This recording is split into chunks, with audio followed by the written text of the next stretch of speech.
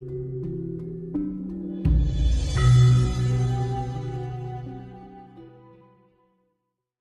kami tentang agama. Nah, terus yang sesaji yang dibawa itu sebenarnya perlambangan dari hati. Jadi saya utamain sesaji utama itu telon suci, mawar putih, melati putih, kantil putih. Itu lambang dari hati, tujuannya kepada bersih kepada Gusti Allah. Nah, selama ini seperti itu. Nah, ini soalnya kalau apa tuh namanya? Kalau kita lihat ya dari password atau doa yang dibaca oleh Kanjeng Budi itu kan, sebenarnya orang di makam-makam wali juga melakukan yang model Iya, seperti itu. Iya. Makanya aku pernah kan wawancara beberapa orang gitu yang dia bisa menemukan tempat-tempat keramat atau makam-makam wali itu justru dijadikan sebagai ajang untuk mencari pesugihan. Iya. Jadi tergantung manusianya sih sebenarnya. Betul, kan, iya. ya. Kembali ke situ. Nah, kalau di Jawa Timur kan aku pernah dengar ya ada yang namanya pesugihan kelelawar atau apa gitu ya. Nah, itu beneran ada apa enggak? Terus konsekuensinya apa gitu dari kasus-kasus yang pernah terjadi yang dilihat Kanjeng Budi gitu. Itu agak hati-hati ya, karena banyak kasus tuh pesugihan itu memang ada.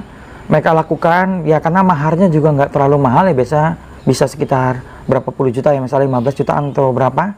Nah, itu kebanyakan mereka tuh nggak dapat hasilnya gitu, tapi perjanjian tetap berjalan. Jadi yang selama ini kasus itu mereka udah lakukan pesugihan itu, mereka nggak kaya-kaya, usahanya nggak berhasil, lalu terjadi korban, misalnya kecelakaan keluarganya, sakit parah mendadak langsung meninggal. Nah, saya anjurin hati-hati ya, pesugihan itu nggak perlu lah kalau saya pikir gitu. Nah, kalau saya sebagai juru kunci selatan ya nggak perlu gitu, nah karena konyol sekali gitu. Nah, mereka lakukan perjanjian goibnya berjalan, tapi mereka nggak dapat harta gitu. Nah, karena si yang lakukan pesugihan itu goibnya itu tidak bisa datangkan harta. Jadi ya kira-kira saya juga kan tahu dalam bangsa seperti yang jin yang dipakai itu kan dia nggak punya harta banyak gitu. Nah, jadi kita kalau pesugihan itu harus tahu dulu jinnya itu yang punya harta golongan apa aja, jenis apa aja gitu. Tidak semua jin itu punya harta banyak gitu. Tapi kenapa Kanjeng Budi menekankan bahwa pesugihan itu tidak perlu gitu? Kenapa? Alasannya apa sebenarnya? Kalau saya bilang pesugihan tidak perlu karena seperti ini, dari orang yang datang selama ini datang segala lain, sebenarnya mereka tuh hanya butuh keyakinan, peneguhan dari kita di batin mereka, kasih tahu jalan yang apa mereka jalanin, mereka tuh secara manusiawi itu langsung terjadi, rezeki itu langsung masuk karena rezeki itu sudah ada di atas kepala. Kalau saya lihat rezeki itu bentuknya tuh seperti marka air dia. Itu setiap orang ada, tapi ada yang turun, ada yang tidak. Itu aja. Makanya saya anjurin bagi orang-orang yang selama ini mengharap rezeki susah, jam 12 sampai jam 3 pagi, itu harus tertidur sebentar, baik 1 jam maupun setengah jam, tapi lelap. Jadi di saat kita tidak sadar, tubuh otomatis bekerja, rezeki itu masuk. Habis itu tinggal lakuin apa yang kita suka atau kerjaan kita, rezeki datang.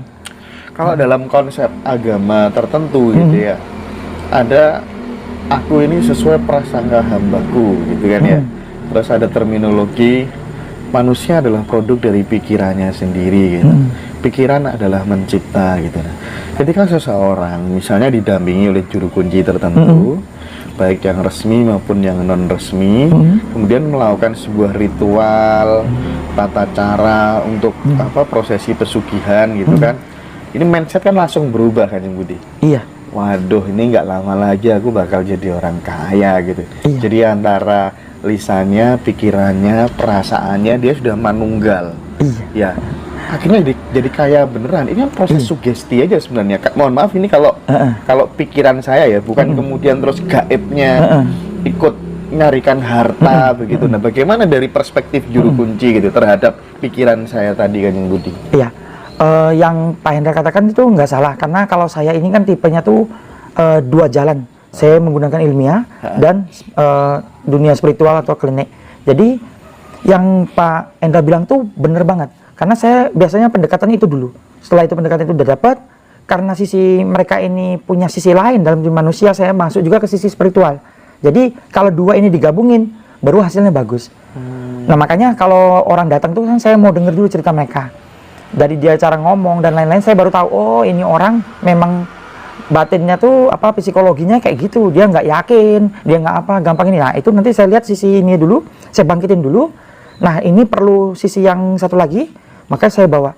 Nah karena tradisi Pantai Selatan ini kan udah lama sekali, jadi banyak sekali memang orang berhasil dalam tradisi ini. Nah baik doa berkah, baik orang yang lakukan pesugihan dan lain-lainnya. Jadi hal ini udah menjadi suatu cerita turun-temurun, membentuk suatu pola pikir baru dalam diri orang. Jadi dalam sisi ilmiah memang psikologi memang seperti itu, tapi sisi batin ini kan manusia ini bertuhan, jadi sisi batin ini tetap juga harus begitu. Jadi saya gabungin dua itu. Kalau misalnya yang sisi yang seperti Pak Indra tadi bilang nggak dibentuk, nggak bisa juga. Serius, banyak kasus tuh sudah berdoa larungan, udah berdoa kemana-mana, gagal.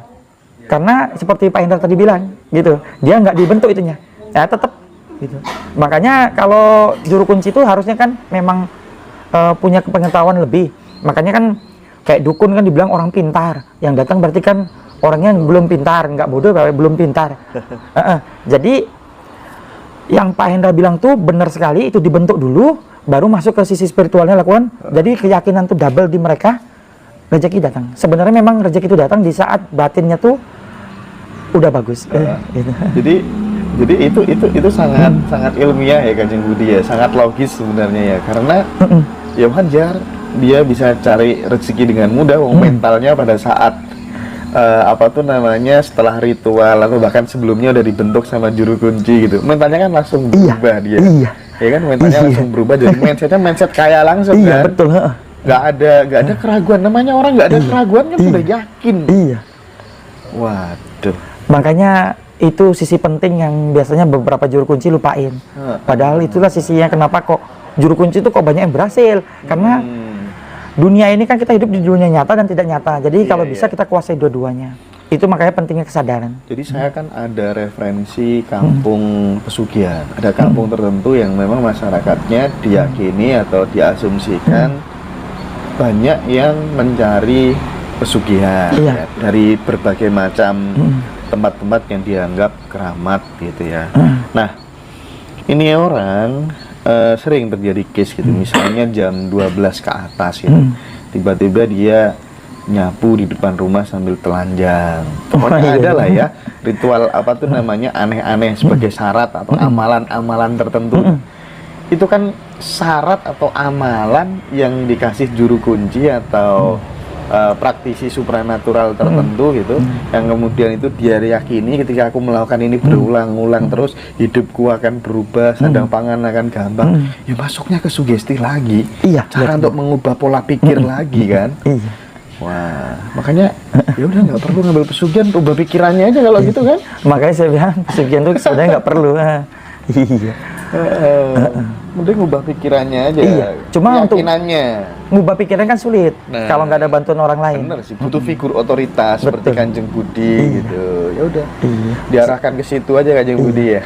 Cuma kadang-kadang Pak Endra banyak beberapa dukun yang ada goib dalamnya punya tujuan. Jadi misalnya dia suka perempuan, jadi makanya ada yang harus tidur sama dia baru kaya dan lain-lain. Padahal sesungguhnya dia hanya membentuk itu tadi, dia ngambil rezeki orang itu tadi, nurunin rezeki orang tadi. Jadi goib itu ya enggak semuanya kaya. Jadi orang itu ada rezeki, cuma dia bantu aja nurunin rezeki yang orang tadi dengan membuka pola pikirnya. Iya. Seperti ada satu gunung, saya nggak sebutin gunung apa ya.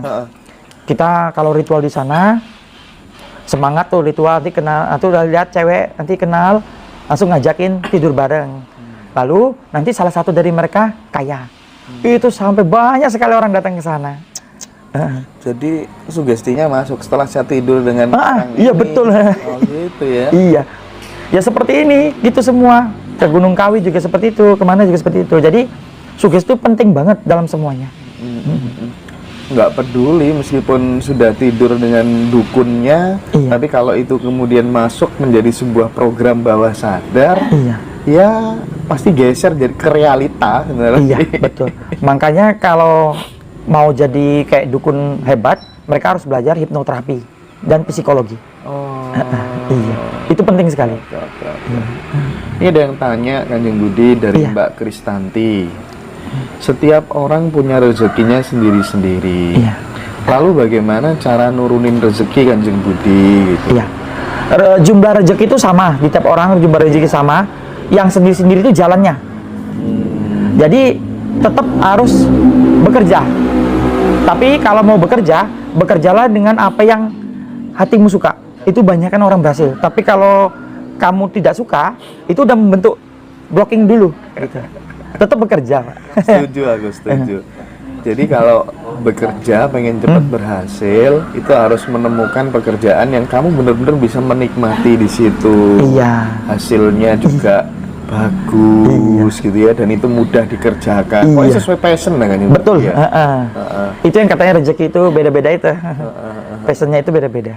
Temukan hobi dan jadikan hobi itu sebagai pekerjaan. Itu kan yang Iya. paling enak ya. Itu yang paling enak. Makanya banyak yang datang ke saya tuh, saya ngajak ngobrol dulu. Saya mau cari tahu apa yang dia suka, apa yang dia ini. Nanti saya lihat dari dia saat dia mengomongkan itu, apa yang terjadi dengan jalur meridiannya. Kalau meridiannya menyala atau berjalan, berarti jalur itu yang harus dia tempuh.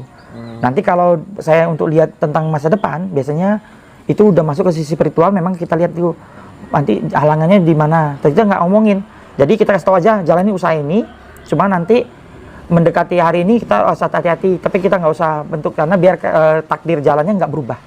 Begitu. Jadi rahasia yang tertentu masa depan nggak boleh diungkap semua supaya tidak berubah ke opsi lain dan supaya tidak dia menyepelekan jalan akhirnya gagal.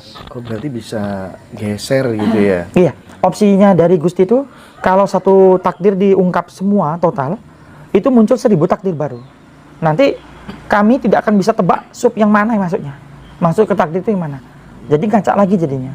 Jadi saya anjurin para dukun janganlah buka total karena kasihan. Nanti orang itu hidupnya berubah nanti.